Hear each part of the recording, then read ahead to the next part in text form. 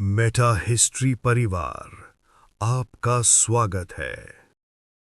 इस देश के इतिहास में कुछ साये कभी उजाले में नहीं आते और उन सायों में सबसे गहरा नाम है सुभाष चंद्र बोस। 18 अगस्त 1945 ताइहोकू एयरपोर्ट, एक जलता हुआ विमान, कुछ बिखरे हुए दस्तावेज और एक कहानी जिसने भारत के इतिहास को धुंधला कर दिया। कहानी ये कि नेताजी का अंत यहीं हुआ, लेकिन जो लोग उन्हें जानते थे वे कहते थे वो आदमी ऐसा नहीं था जो आग में खत्म हो जाए। रहस्यमय फोटो, काली स्याही से ढकी फाइलें, गवाह जो रातों रात गायब कर दिए गए और एक सरकार जिसने सच्चाई को राष्ट्रीय सुरक्षा कहकर सील कर दिया। पर सवाल वही रहा, अगर बोस मरे नहीं तो गए कहां? एक आदमी जिसने ब्रिटिश साम्राज्य को सीधी चुनौती दी, एक नेता जो पूछता नहीं था, करता था। उनकी सोच साफ थी, आजादी भीख में नहीं छीन कर मिलती है।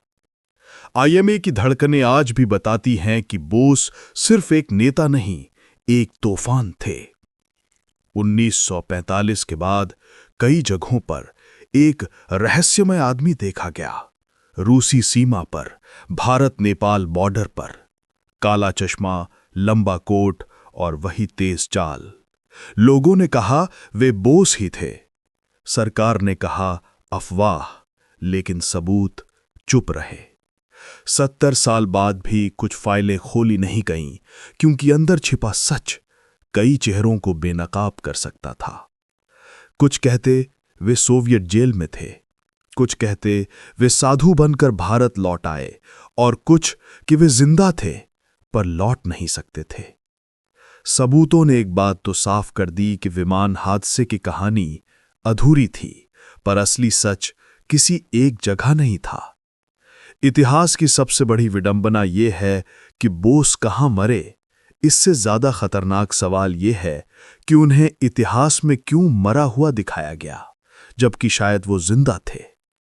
कभी कभी एक नेता का गायब होना उसकी मौत से भी ज्यादा ताकतवर हथियार बन जाता है, और बोस शायद इसे समझते थे।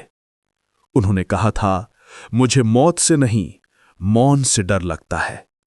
शायद इसीलिए आज भी उनका नाम हवा में गूंजता है और उनकी आवाज फाइलों के नीचे दबा दी गई।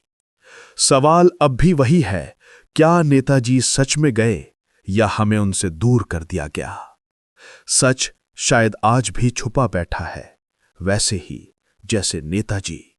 जय हिंद, जय जवान, जय किसान। और भी शानदार वीडियोस के लिए जुड़े रहिए। चैनल को सब्सक्राइब जरूर करें।